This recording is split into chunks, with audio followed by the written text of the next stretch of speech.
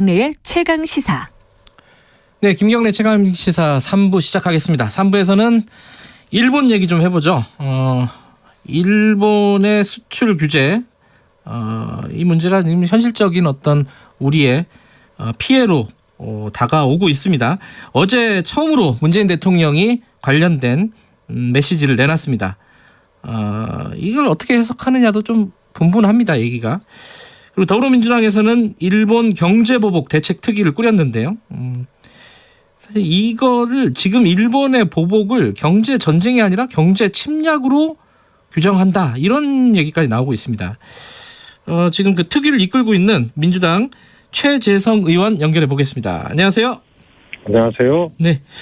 일단요, 요 말씀부터 좀 여쭤봐야겠네요. 경제 전쟁이 아니라 경제 침략이다. 이 규정이 좀 과하지 않느냐라는 의견도 있습니다. 어떻게 보세요? 좀 속상한데요. 네네. 저희가 맞대응을 하거나 네. 이런 게 아니지 않습니까? 네. 그래서 일방적으로 일본에서 경제보복 카드를 지금 꺼낸 상황이고요. 또 후속 카드를 꺼낼 수도 있는 상황 아닙니까? 네네. 그래서 이거는 쌍방이 경제보복을 하는 이런 행위가 아니기 때문에 일방적으로 일본에 의해서 저질러진 것이기 때문에 경제 침략이 그런 뜻이군요. 그러니까 서로 간에 막 이렇게 뭔가 조치를 취하는 게 아니라 일방적인 조치다. 그렇습니다. 전쟁을 유발하는 침략이죠. 어제 대통령이요. 워딩이 이렇습니다. 한국 기업들에게 피해가 실제로 발생하면 우리도 대응을 하지 않을 수 없을 것이다. 하지만 그렇게 되기를 바라지 않는다.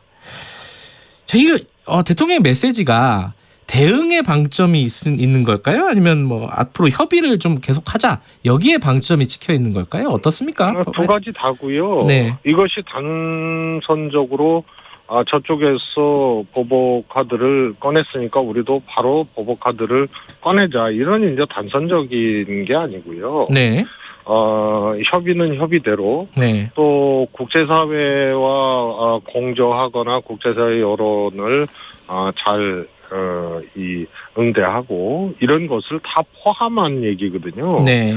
이 얘기는 무슨 얘기냐면, 이 사안이 경제보복을 경제적인 측면으로만 보기 어려운 그런 일본의 자세다. 예. 이것에 기인하는 겁니다. 사안이 그렇게 정치적인 문제, 또 한반도 상황, 네. 이런 것까지 포함된 카드로서 다목적 카드로 경제보복 카드를 꺼냈기 때문에 이것에 대한 응대도 협상, 협의, 또 중재의 요구, 또 국제사회, 그리고 또 우리가 할 수 있는 대응 조치, 이런 것을 복합적으로 고려를 하되, 네. 기업의 피해가 실질적으로 발생을 하고 그것이 피해 정도가 상당하면 그것은 이런 복합적인 대응을 안 할 수 없다, 이런 뜻으로 해석을 해야 옳지 않나 싶습니다.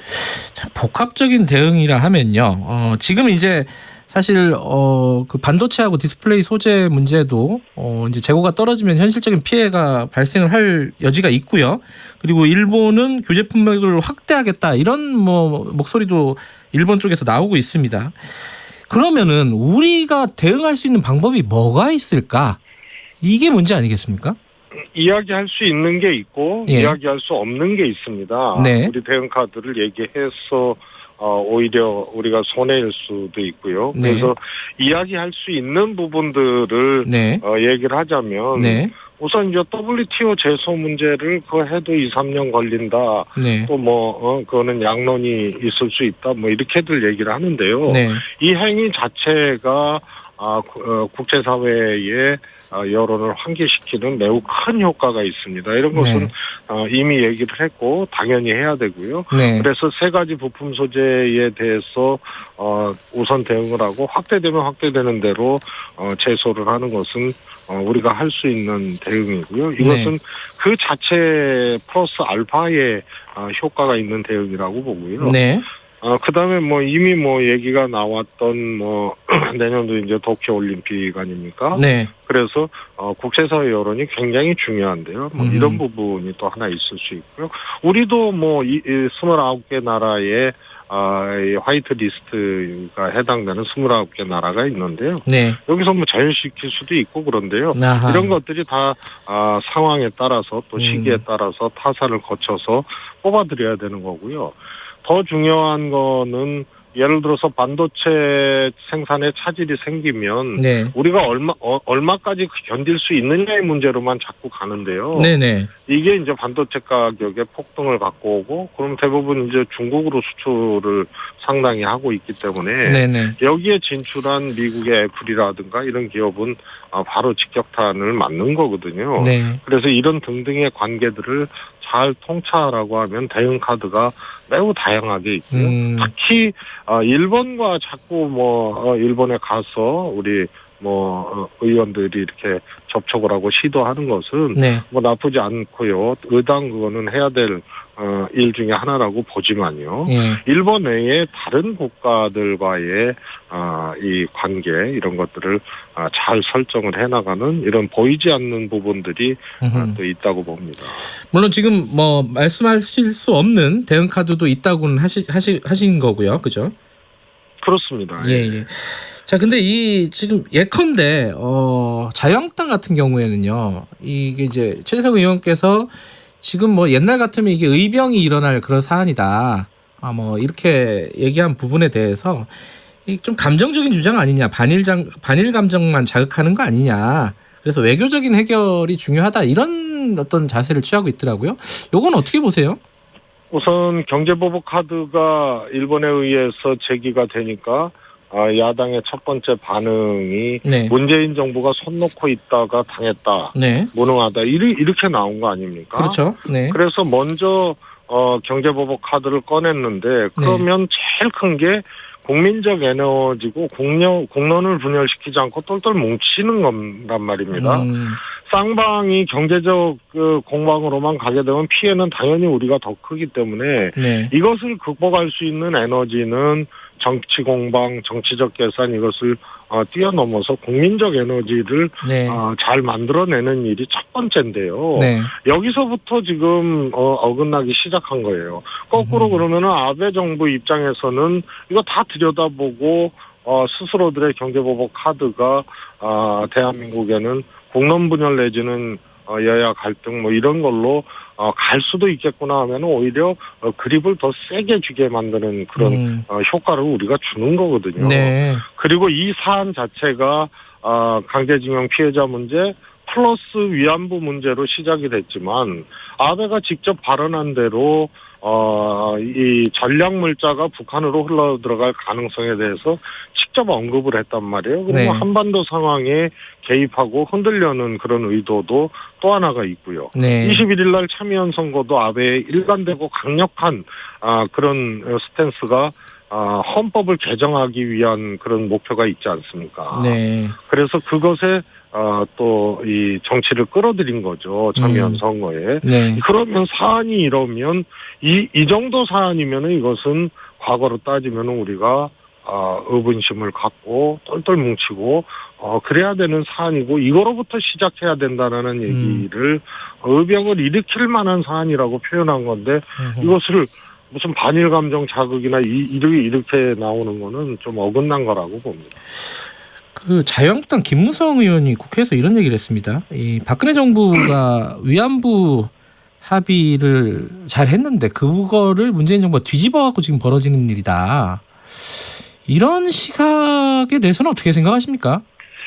우선 강제징용 문제와 위안부 문제는 사안이 다르거든요. 강제징용 피해자는 일본이 했다. 그러나 65년 한일 청구권 협상으로 끝났다. 네. 근데 왜 개인 청구하느냐 이런 문제거든요. 예. 그러니까 박근혜 정부에서는 사법농단을 감행하고 재판 거래를 하면서 이 문제에 대한 대법원 판결을 교란을 시킨 거란 말입니다. 네.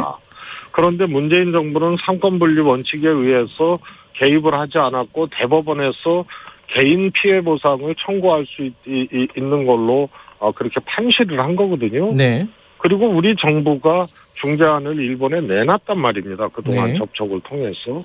그래서 양쪽의 기업들이 기금을 만들어서 배상을 하자. 근데 일본이 걷어찬 거거든요. 네. 위안부 문제는 일본이 인정도 사과도 안 한 거 아닙니까? 네. 그런데 이거를 100억 원에 그냥 극히 불가역적인 합의라는 그런 아주 아주 뭐라 할까요? 비참한 표현까지 우리 스스로가 쓰면서 네. 합의를 한 거거든요. 네. 그래서 이 문제는 위안부 합의를 잘했다고 하는 거는 사과도 인정도 하지 않는 위안부 합의를 또 피해자가 아직 생존해 있는 이런 상황에서 이것을 무슨 권리로 김무성 대표가 위안부 합의를 잘했다고 얘기할 수 있는 겁니까? 사안이 강제징용하고는 다른 겁니다. 이 사안이 같이 지금 제기가 되고 있는 거죠. 알겠습니다. 아까 그 국제적인 여론이 중요하다고 말씀하셨잖아요. 그러면 그 국제적인 여론 중에 사실 가장 큰 키를 쥐고 있는 게 이제 미국일 텐데 미국하고 협조가 좀 필요하지 않을까? 미국이 우리한테 좀 힘을 실어주면은 일이 좀 잘 풀리지 않을까라는 생각도 있는데 이건 어떻게 좀 접근을 해야 될까요? 이 문제는 매우 중요하고 예민한 문제이기 때문에요. 네. 우리 정부에서도 굉장히 다각적인 이제 안들을 갖고 노력을 하리라고 이제 생각을 하고요. 저희도 뭐 할 수 있는 노력을 할 생각입니다. 예. 아베가 직접 언급한 네. 전략물자의 북한 반입 언급은 네. 이것은 한반도 문제에 흔들고 개입하겠다는 얘기거든요. 네. 그래서 이것은 미국의 생각과 정면으로 배치되는 거예요. 과거에 육제회담 틀로 비핵화나 이런 문제를 추진해 왔던 것 그리고 실패했죠. 그런데 지금은 남북미 구도로 한반도 평화 문제, 비핵화 문제가 협상되고 진행되어 있는 요 틀을 네. 깨지 않으려고 하는 미국의 입장인데 네. 이 강제징용 피해자와 위안부 문제를 한반도 상황까지 끌고 들어오고 북한을 끌고 들어오고 그다음에 제재를 지금 끌고 들어온 거란 말입니다. 네. 그래서 이것을 어찌 보면 아베 정권이 양날의 칼에 해당하는 그런 발언을 한 거고 어찌 보면 실책을 한 거다 이렇게 저는 생각을 합니다. 이런 예. 것들이 우리가 지렛대로 삼고 또 이야기할 수 있는 부분이라고 생각을 합니다. 그 반기문 유엔 사무총장 같은 경우에는 이게 결국은 뭐 98년도 김대중 오부치 공동선언 뭐 이런 것 같이 문재인 대통령과 아베의 어떤 정상 간의 틀에서 합의가 이루어져야 되지 않느냐. 초점이 글로 가야 되지 않느냐 이런 취지의 얘기를 했습니다. 이런 식의 접근 방법은 어떻게 보세요? 그거는 네. 여러 가지 환경이나 여건들이 가능하면 네. 그거는 당연히 할 수 있는 겁니다. 네.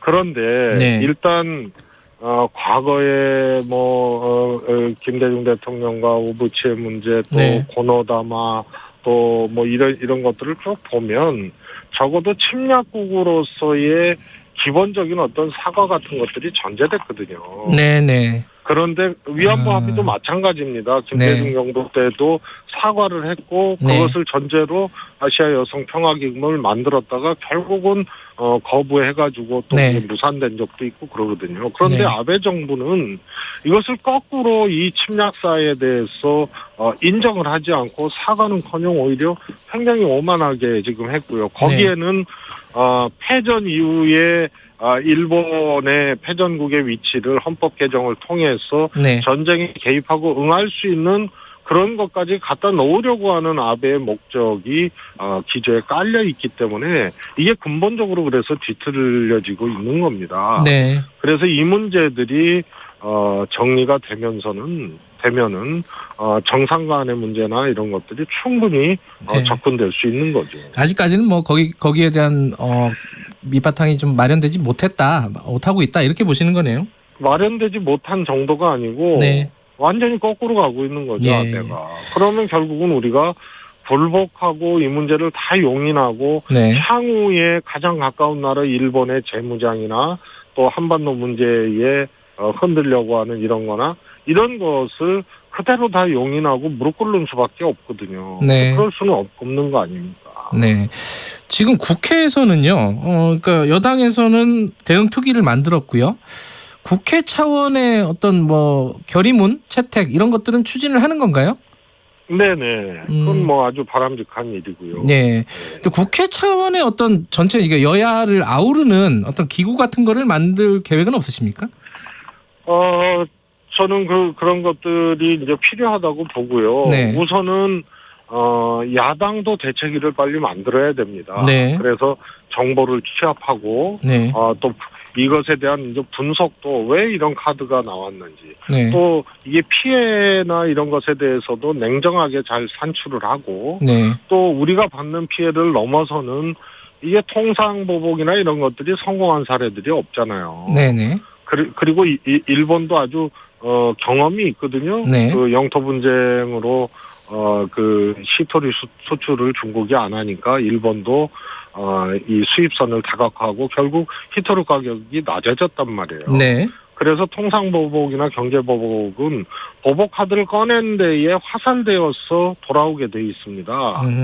그래서 이게 결국 부메랑이 확실한 건데요. 네. 이런 것도 우리가 잘 분석하고 또 경제적 측면 외에 아까 말씀드린 한반도 상황에 흔들고 개입하라는 예. 의도, 또 개헌 의도 이런 것들이 다 복합적으로 작용된 다목적 카드이기 때문에 분석과 대응도 우리가 복합적으로 네. 또 총합적으로 해야 되는 거죠. 그래서 빨리 대책이 만들고 여야가 같이 할 수 있는 일들을 예. 뭐 기구 형태를 통하든 이런 것을 만들어 놓는 것이라고 바람직한 일이라고 생각합니다. 알겠습니다. 의원님 마지막으로요. 그 최근에 이제 불매운동 좀 분위기가 있지 않습니까? 일본산 제품에 대해서 네. 이게 뭐 실효성이 있냐 없냐 뭐 그런 논란도 있는데 최 의원님께서는 어떻게 보시나요?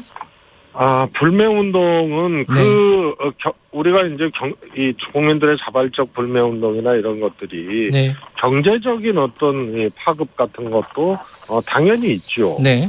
있는데 무엇보다도 쌍방이 경제적인 보복들을 주고받게 되면 당연히 피해가 우리가 더 큰 거 아닙니까? 네네. 산업구조나 경제적 관계가 그렇게 돼 있죠. 네. 그러면은 국민들의 에너지가 1차적으로 우리가 이것을 극복할 수 있는 전제 조건입니다. 네. 그런 측면에서 이것을 뭐 옳으니 그르니 얘기하는 것 자체가 네. 결국은 아베 정부의 그립을 더 세게 만들어주고 아하, 예. 우리가 우리 스스로가 도마 위에 올라가서 아베 정부의 어떤 그 뭐라 그럴까요? 빨가벗겨지는 네. 이런 결과를 초래하기 때문에 이것은 알겠습니다. 논란 자체에 해당할 수 없는 얘기입니다. 예, 그냥 예. 국민들이 하거나 뭐 이런 일에 대해서는 시비를 따질 문제가 아니죠. 알겠습니다. 국민적인 에너지를 모으는 게 중요하지 뭐 관점을 좀 다르게 보자. 논란을 벌이기보다는 이런 말씀이시네요. 그렇습니다. 예. 알겠습니다. 오늘 말씀 감사합니다. 고맙습니다. 예, 더불어민주당 일본 경제보복 특별위원회 최재성 위원장이었고요. 김경래 최강시사 듣고 계신 지금 시각은 8시 48분입니다. 이 시각 교통정보입니다.